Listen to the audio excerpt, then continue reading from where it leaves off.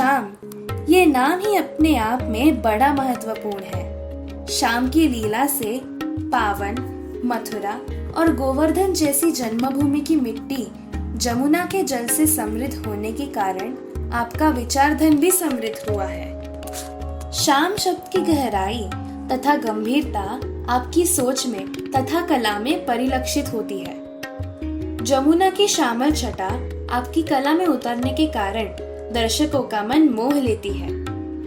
छापा चित्रों के प्रति आपकी आस्था सराहनीय है। छापा चित्रों में आपने जो सफलता पाई है वह सिर्फ ध्यान तथा ज्ञान से ही मिलती है।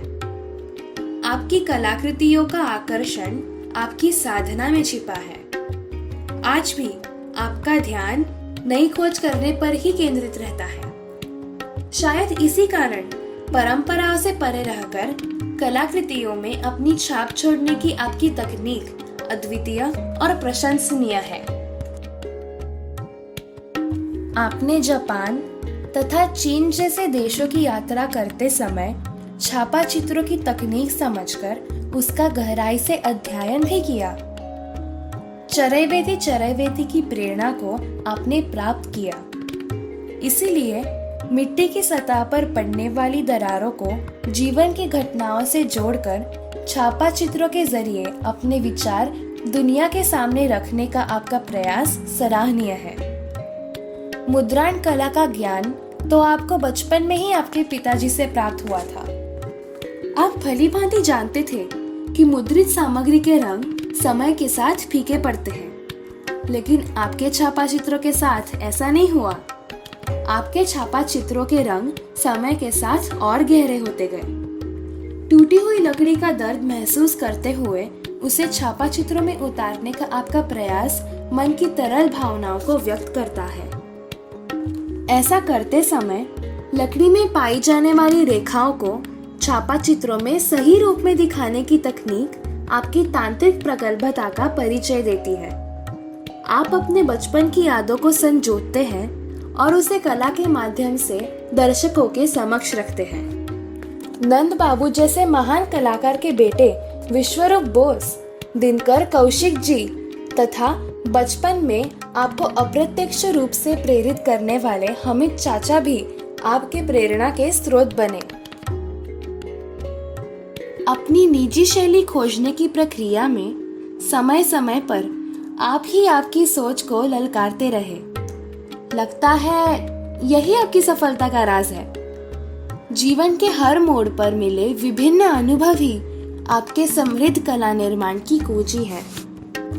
आपने महसूस किया कि छापा चित्रों के लिए लकड़ी ही आपका वास्तविक माध्यम है।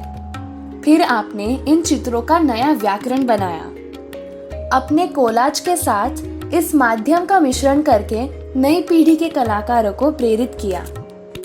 समय से आगे सोचने का आपका विचार कला जगत में महत्वपूर्ण भूमिका निभा रहा है। जिस प्रकार चंद्रगुप्त मौर्य की पाटलिपुत्र नगरी में आर्य चाणक्य उन्हें मार्गदर्शन करते थे, उसी प्रकार आप पटना में कला महाविद्यालय के प्राचार्य के रूप में होनहार युवा कलाकारों के चाणक्य बन गए हैं।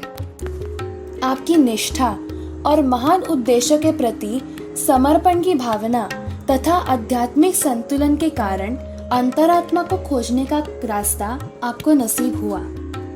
आपका यह मौलिक कार्य तथा प्रसिद्ध कलाकार के रूप में आपका योगदान कई पीढ़ियों तक उभरते हुए कलाकारों को प्रेरित करता रहेगा।